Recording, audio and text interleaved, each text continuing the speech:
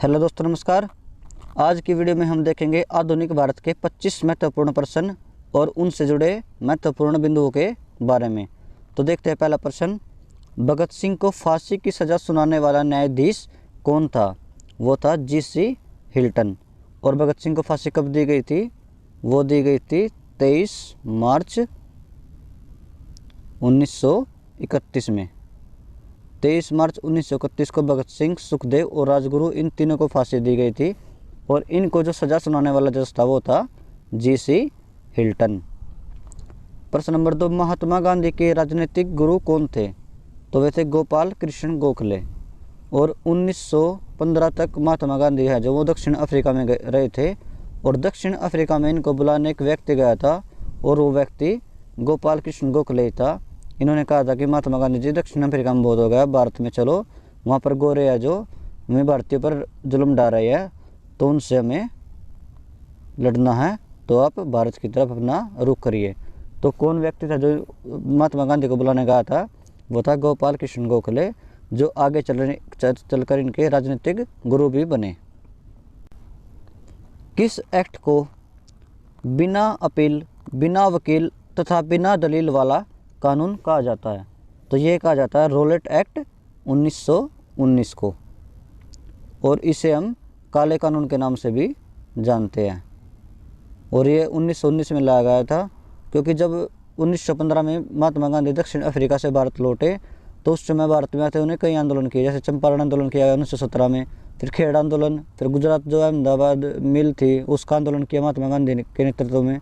तो अंग्रेज घबरा गए कि कहीं भारत में 1857 जैसी क्रांति न हो जाए, इसलिए इस वजह से अंग्रेज़ों ने एक कानून लाया जिसे रॉलेट एक्ट 1919 कहते हैं। इसके तहत बिना अपील किए हुए और बिना किसी वकील के किसी भी आदमी को वे जेल में डाल देते थे और उसको सुनवाई का भी अधिकार नहीं था। इसलिए इसे काला कानून कहा गया कि इसमें तो सुनवाई का अधिकार भी नहीं है। तो ये काले कानून के नाम से जाना गया, रॉलेट एक्ट 1919। और इसको लाने का मुख्य कारण यही था कि उस समय भारत में लगातार हर साल कोई न कोई बड़ा आंदोलन हो रहा था। तो अंग्रेज घबरा गए थे कि कहीं भारत में 1857 जैसी क्रांति दोबारा ना हो जाए, इसलिए वे ये कानून को लाए। सबसे कम उम्र में फांसी की सजा पाने वाला क्रांतिकारी कौन था? वो था खुदीराम बोस। जिस समय फांसी चढ़े इनकी उम्र लगभग 14 वर्ष थी। लगभग 14 वर्ष उम्र थी इनकी और उस समय फांसी की सज़ा पा चुके थे। तो इस प्रकार ये सबसे कम उम्र की फांसी की सज़ा पाने वाले क्रांतिकारी बने खुदीराम बोस। जलियांवाला बाग हत्याकांड के विरोध में केसर-ए-हिंद की उपाधि किसने मना कर दिया था? ये क्वेश्चन थोड़ा सा गलत है। उपाधि लेने से मना नहीं किया था, उसने उपाधि लौटा दी थी। तो वे थे महात्मा गांधी। क्योंकि जिस समय महात्मा गांधी 1915 में दक्षिण अफ्रीका से लौटे तो अंग्रेज़ों ने पहले से जानते थे कि उन्हें अफ्रीका में आंदोलन किया है। तो उन्होंने महात्मा गांधी को खुश करने के लिए आते ही 1916 में केसर-ए-हिंद की उपाधि दे दी।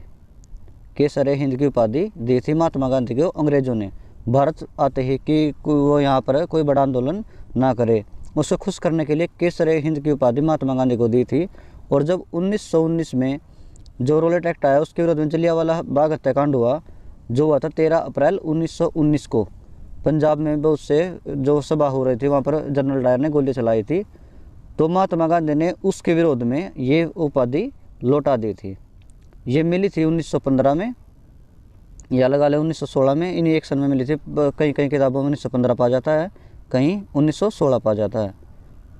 और इन्होंने फिर जलियांवाला बाग हत्याकांड के बाद ये उपाधि अंग्रेज़ों को लौटा दी थी। गदर पार्टी की स्थापना किसने की थी? तो ये की थी लाला हरदयाल और काशीराम। गदर पार्टी की स्थापना वो ही थी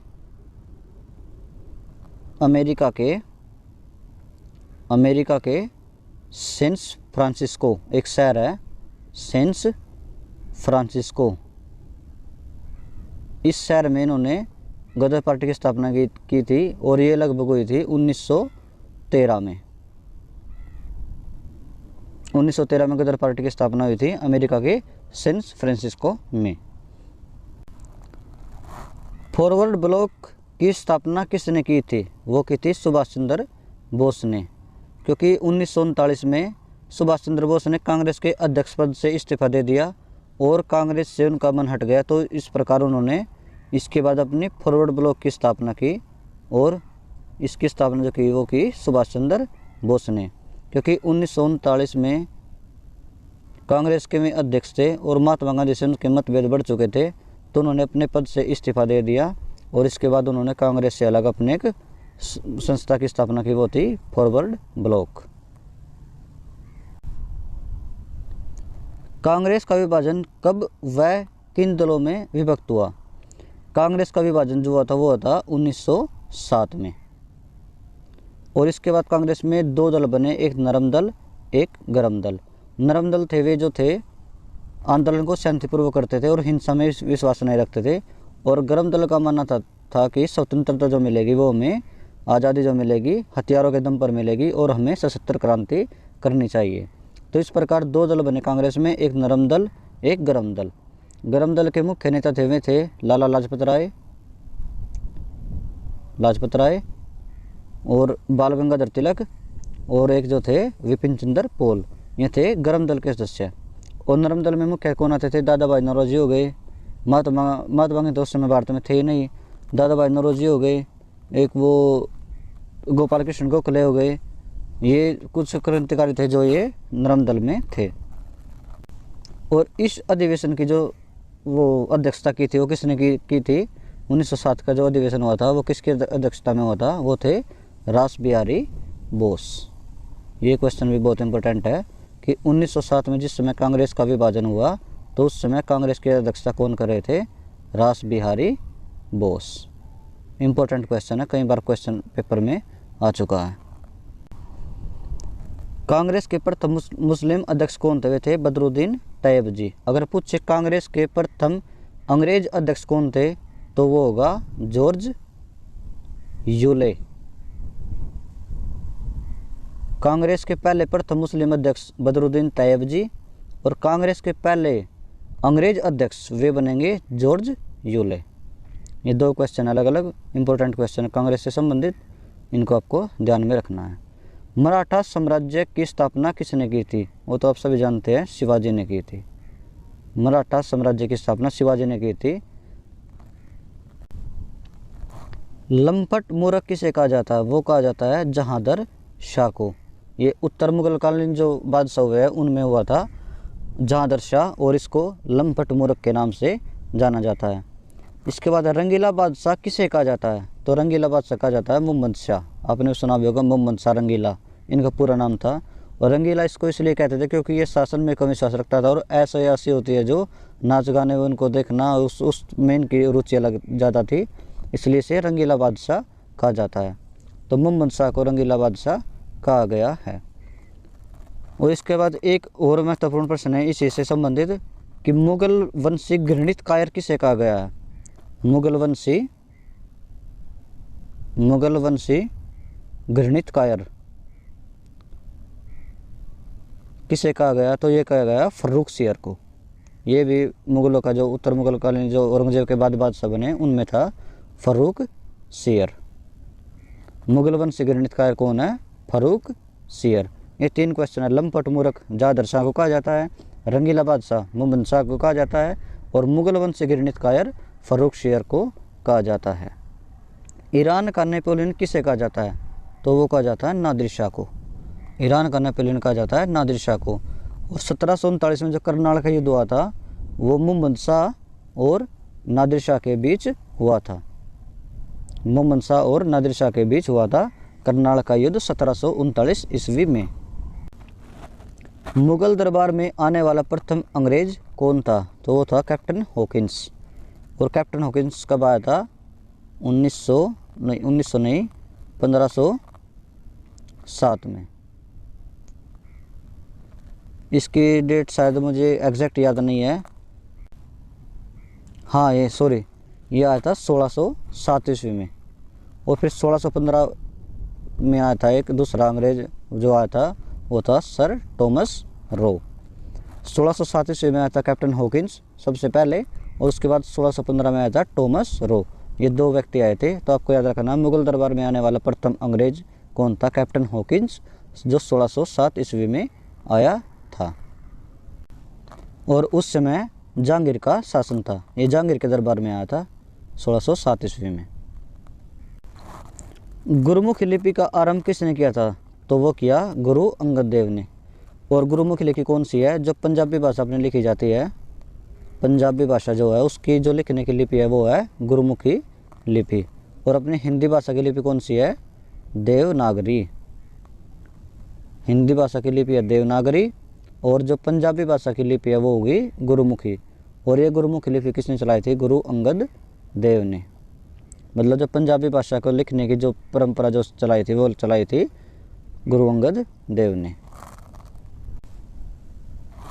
खालसा पंथ की स्थापना किसने की थी? तो वो की थी गुरु गोविंद सिंह ने। और याद रखना ये सिखों के सबसे अंतिम गुरु थे। सिखों के सबसे अंतिम गुरु मतलब 10वें गुरु। सिखों में आज तक 10 गुरु हुए हैं, और जो 10वें गुरु थे में थे गुरु गोविंद सिंह जी। और इन्होंने खालसा पंथ की स्थापना की थी। और जो 5 ककार है सिखों के लिए उनको अनिवार्य है इन्हीं गुरु जी ने बनाया था, गुरु गोविंद सिंह ने। तो खालसा पंथ की स्थापना किसने की? सिखों के सबसे अंतिम गुरु 10वें गुरु गुरु गोविंद सिंह ने।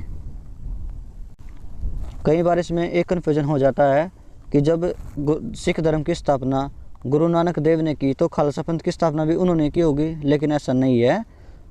सिख धर्म की स्थापना जो की थी वो की थी गुरु नानक देव ने, और जो खालसा पंथ की स्थापना की वो की थी गुरु गोविंद सिंह ने, जो सिखों के सबसे अंतिम गुरु थे। फोर्ट विलियम कॉलेज की स्थापना किसने की? तो वो की थी लॉर्ड वेलेस्ली ने। और ये कहाँ की थी? कलकत्ता में। कलकत्ता में फोर्ट विलियम कॉलेज की स्थापना किसने की? लॉर्ड वेलेस्ली, कलकत्ता में। और क्यों की थी? इसकी स्थापना की गई थी जो IAS बनते थे उस समय, Indian civil service, IAS, Indian administration service.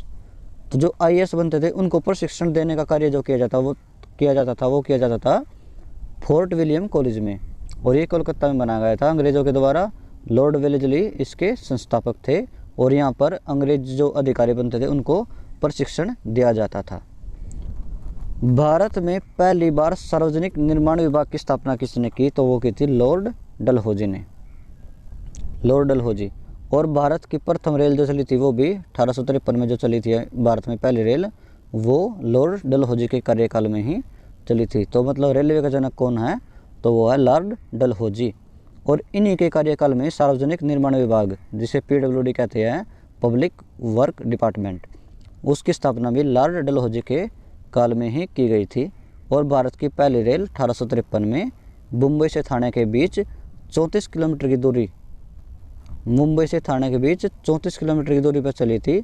और उस समय भारत के वायसराय जो थे वे थे लॉर्ड डलहौजी। भारत के उद्धारक की संज्ञा किसे दी गई है? तो वो दी गई है लॉर्ड रिपन को। और ये संज्ञा किसने दी? वैलेंटाइन सेरोल। वैलेंटाइन सेरोल ने लॉर्ड रिपन को भारत के उद्धारक की संज्ञा दी गई है। और लॉर्ड रिपन से संबंधित एक और क्वेश्चन है कि भारत में स्थानीय स्वशासन, स्थानीय स्वशासन की स्थापना मतलब पंचायती राज भी इसे कह देते हैं। तो स्थानीय स्वशासन की स्थापना किसने की थी? वो की थी लॉर्ड रिपन ने। और इसको भारत के उद्धारक की संज्ञा दी वैलेंटाइन सेरोल ने। शिमला समझौता कब हुआ था?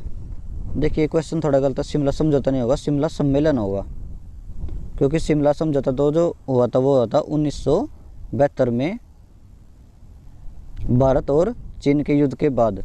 लेकिन ये शिमला सम्मेलन है 1945 में हुआ था शिमला सम्मेलन। और ये संविधान सब का निर्माण करने के लिए एक सभा बुलाई गई थी, उसको ये शिमला सम्मेलन कहा गया था। उस समय कांग्रेस के बड़े नेता और अंग्रेज अधिकारी एक सम्मेलन में शामिल हुए थे, और उसको शिमला सम्मेलन कहा गया था, जो हुआ 1945 में। तो शिमला समझौता 1972 भारत चीन युद्ध के बाद, और शिमला सम्मेलन 1945।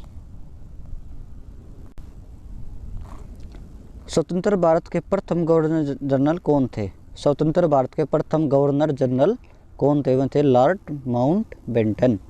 जो स्वतंत्रता के समय भारत के अंग्रेज जो थे, अंग्रेज वायसराय थे गवर्नर जनरल लॉर्ड माउंटबेटन। और जब भारत के अगर पूछा जाए तो सबसे पहले गवर्नर जनरल कौन बनेंगे, वे बनेंगे सी राजगोपालचारी, क्योंकि जिस टाइम अंग्रेज भारत से चले गए थे तो उस टाइम एक भारतीय जो बना था वो गवर्नर जनरल, वो बना था सी राजगोपालाचारी, क्योंकि अंग्रेज तो इस समय भारत से जा चुके थे, तो कोई ना कोई भारत का गवर्नर जनरल बनता। राष्ट्रपति का पद उस समय तक बना नहीं था, क्योंकि संविधान अपना बना नहीं था उस टाइम। उस समय जो राष्ट्रपति का पद था वो राजगोपालाचार्य को गवर्नर जनरल के रूप में बना। इस प्रकार भारत के पहले गवर्नर जनरल कौन बने, जो भारतीय थे वे सी राजगोपालाचारी। तात्या टोपे का वास्तविक नाम क्या था, तो तात्या टोपे का वास्तविक नाम था रामचंद्र पांडुरंग। 1857 की क्रांति में मुख्य भूमिका निभाई थी। तात्या टोपे का वास्तविक नाम था रामचंद्र पांडुरंग।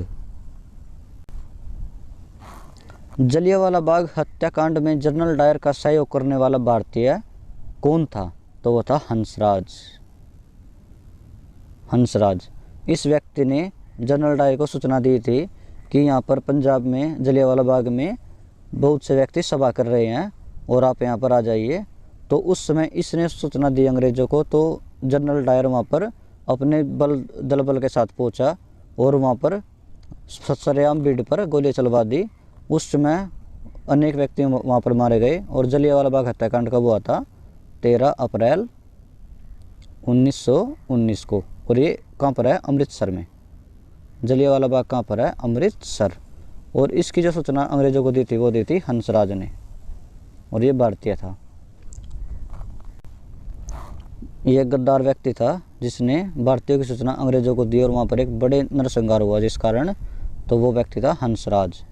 साइमन कमीशन को और किस नाम से जाना जाता है, तो इसे जाना जाता है white man commission. White man commission के नाम से क्यों जाना जाता है, क्योंकि इसके जो सभी 7 अध्यक्ष सदस्य थे वे सभी अंग्रेज थे, इसमें कोई भी भारतीय नहीं था। तो सभी अंग्रेज होंगे तो इसको व्हाइट मैन कमीशन कहा गया। और इसके विरोध में कि इसमें कोई भी भारतीय नहीं है, तो इसके विरोध में बहुत बड़ा आंदोलन होता भारत में उस समय। ये 1928 की बात है। साइमन कमीशन 1928 में आया था भारत में। और ये लाया क्यों गया था, क्योंकि जो 1919 का जो रोलेट एक्ट बना था, काला कानून जिसे कहा गया 1919 रोलेट एक्ट, ये उसकी जांच करने के लिए आया था कि वो भारत में कानून प्रभावी है या नहीं है। तो उसमें सभी 7 के 7 अंग्रेज थे। तो भारतीयों ने कहा कि अगर अंग्रेज ही उसके अध्यक्ष होंगे तो वे तो अंग्रेजों के हक की बात करेंगे, हमारा भारतीय को इसमें होता तो वो हमारे हक की बात करता। तो इस प्रकार भारतीय जनता ने उसका विरोध किया कि इसमें कोई भी भारतीय नहीं है, तो हमारी बातें ब्रिटेन तक कैसे पहुँचाएगा। ये सभी 7 अंग्रेज है तो अपने अंग्रेजों की बात मानकर चले जाएंगे और कह देंगे कि हाँ वो 1919 का कानून ठीक है। तो इस प्रकार इसका विरोध भारत में हुआ और इसके विरोध में नारे लगाए गए थे, Simon go back, Simon commission वापस जाओ, साइमन गो बैक। और जब ये साइमन कमीशन आया तो लाहौर जब ये पहुंचा साइमन वो जो है इसका एक अध्यक्ष था, एक व्यक्ति का नाम था साइमन। वो इस 7 जो सदस्य थे इनका अध्यक्ष था साइमन, तो उसी के नाम पर इसका नाम पड़ा साइमन कमीशन। तो जब ये लाहौर पहुंचा तो वहाँ पर अपने एक क्रांतिकारी थे लाला लाजपत राय, लाला लाजपत राय। इन्होंने वहाँ पर इसका आंदोलन चलाया और साइमन गो बैक के नारे लगाए। तो अंग्रेज़ों ने क्या किया, अंग्रेज़ों की जो पुलिस थी उन्होंने लाला लाजपत राय पर लाठियाँ बरसानी शुरू कर दी और जिसमें इनकी मृत्यु हो गई। तो पुलिस की लाठियाँ पड़ने के कारण इनकी मृत्यु हो गई। और तब इन्होंने मरने से पहले जब इन पर लाठियाँ पड़ रही थी तो इन्होंने एक नारा दिया था। वो नारा क्वेश्चन में पूछा जाता है कि मेरे सर पर पड़ी एक एक लाठियों का वार अंग्रेजी शासन के ताबूत में कील साबित होगा। ये इनका मुख्य नारा था और इनकी मृत्यु हो गई थी। उस समय लगभग 1-1.5 महीने बाद इनकी मृत्यु हो गई थी, क्योंकि इनकी लाठियों से पिटाई हुई तो उस समय चोट इनको ज़्यादा आ गई और इलाज के दौरान इनके लगभग 1 महीने के बाद मृत्यु हो गई थी। और इसमें जो कार्रवाई कौन कर रहा था, पुलिस की जो मुख्य था वो था सैंडर्स, जिसको भगत सिंह ने मारा था। एक तरह से देखा जाए तो भगत सिंह ने लाला लाजपत राय जी की मृत्यु का बदला लिया था अंग्रेजों से। प्रथम गोलमेज सम्मेलन कब हुआ, तो वो हुआ 1930 में। गोलमेज सम्मेलन 3 हुए थे, एक 1930, एक 1931, एक 1932। और महात्मा गांधी सिर्फ 1931 का जो गोलमेज सम्मेलन हुआ उसमें शामिल हुए थे। तो तो इस प्रकार 3 सम्मेलन हुए 1930, 1931, 1932। प्रथम सम्मेलन, द्वितीय सम्मेलन, तृतीय सम्मेलन, लगातार 3 साल हुए हैं, 1930, 1931, 1932। और ऐसा भारतीय कौन था जो इन तीनों सम्मेलन में शामिल हुआ? तो वो था BR अम्बेडकर।